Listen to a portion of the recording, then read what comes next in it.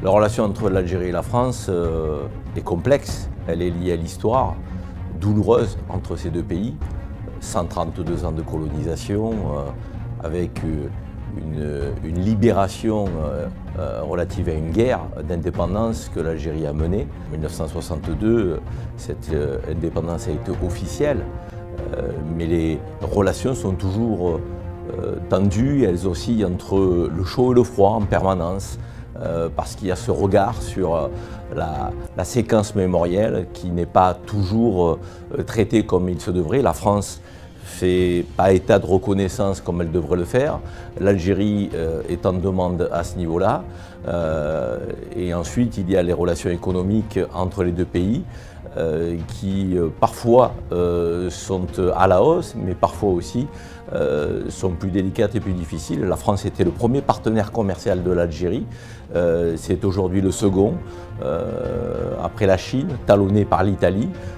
On voit bien quand même que ces relations sont inégales, j'ai envie de dire, irrégulières, alors qu'il faudrait se projeter en regardant l'avenir, car il y a une relation qui sera inéluctable entre la France et l'Algérie, au regard de l'histoire, mais aussi au regard de, je dirais, des liens qui existent entre les Français d'origine algérienne, les Français qui ont une histoire avec l'Algérie, et les Algériens qui ont, pour beaucoup, un lien de famille avec la France. Donc, il faut à la fois regarder la réalité de l'histoire en face, l'histoire doit toujours se regarder avec ses ombres et ses lumières, et la France doit faire ce travail de reconnaissance absolue, donc sans aucune hésitation. Et derrière, il y a une nouvelle ère, une nouvelle page à ouvrir avec des relations économiques, sportives, culturelles, universitaires, basées sur la recherche entre ces deux peuples.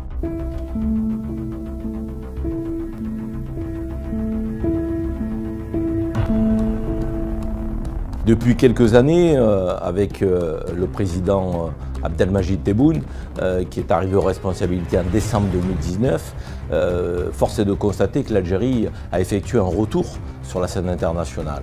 Un retour de diverses manières. D'abord, là, très récemment, elle a intégré le Conseil de sécurité des Nations Unies en tant que membre non permanent pour 2 années.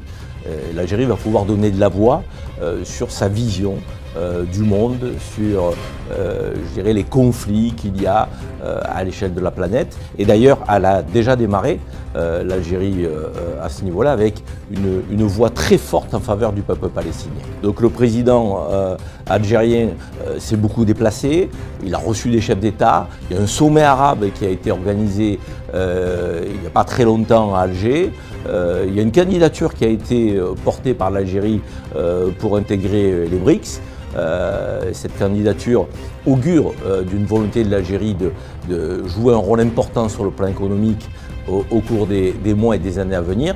Donc je dirais que l'Algérie a effectué un retour en force sur la scène internationale et ce retour en force est le bienvenu parce que dans la région, je dirais du Maghreb, sur le continent africain, on a besoin d'avoir une voix forte sur la scène internationale qui rappelle des valeurs, des principes, une position et qui peut être aussi une forme de boussole pour le continent africain.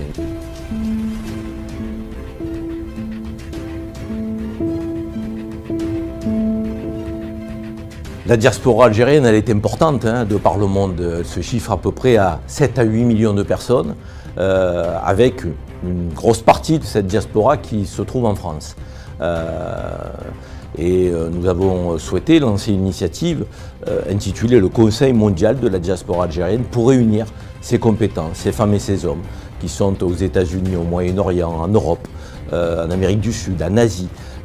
Des compétences aujourd'hui qu'il faut agréger, qu'il faut réunir, qu'il faut rassembler pour porter une voix forte des Algériens installés, vivants, résidant à l'étranger.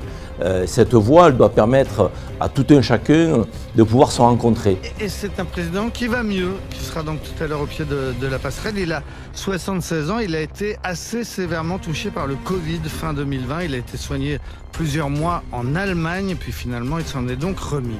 Abdelmadjid Tebboune, c'est un pur produit du système politico-militaire qui dirige l'Algérie depuis l'indépendance. Il a fait une carrière de fonctionnaire, préfet, ministre, puis finalement Premier ministre. le Premier ministre le plus vite limogé de l'histoire du pays, nommé en mai 2017 par le vieux président Bouteflika. Il a été viré 2 mois et demi plus tard seulement parce qu'il avait tenté de s'opposer à la clique mafieuse dirigée à l'époque par le frère du président Bouteflika. Cet acte de bravoure lui a valu une certaine popularité à l'époque et c'est ce qui lui a permis, 2 ans plus tard, d'être élu dès le premier tour à la présidence de la République, même si tout le monde sait aussi qu'il n'aurait jamais été élu sans le soutien de l'armée et de son chef d'état-major. Et une fois élu, il a rapidement été contesté. Oui, parce que l'Algérie, en 2019, était secouée par le mouvement du Irak. Les grandes manifestations du vendredi, la jeunesse qui remettait en cause le système. Aujourd'hui, le président algérien a une grande chance. Cette chance, c'est la guerre en Ukraine. L'économie algérienne est en effet entièrement dépendante des cours du pétrole et du gaz. Quand les cours s'envolent, les caisses de l'État se remplissent et l'État peut se montrer généreux. C'est ce qui se passe en ce moment. Pour assurer sa popularité, le président a aussi une autre ficelle, tenir le plus souvent possible des propos hostiles à la France. Et il ne s'en est pas privé depuis son élection. Ce sera un des sujets de conversation tout à l'heure avec Emmanuel Macron. On va voir le résultat. Moi, écoutez, c'est toujours bien de discuter. Moi, je ne vais pas critiquer le président Macron parce qu'il va à Alger. Très bien. Mais il faut mettre tout sur la table. Pourquoi, par exemple, les délinquants algériens croupissent dans nos prisons et pourquoi on ne peut pas les faire repartir après leur peine? Pourquoi on multiplie les laissez-passer? Alors, est-ce qu'on va se coucher à nouveau? C'est-à-dire pour avoir un peu de gaz? Alors, je ne savais pas que le régime algérien était un régime parfait, mais...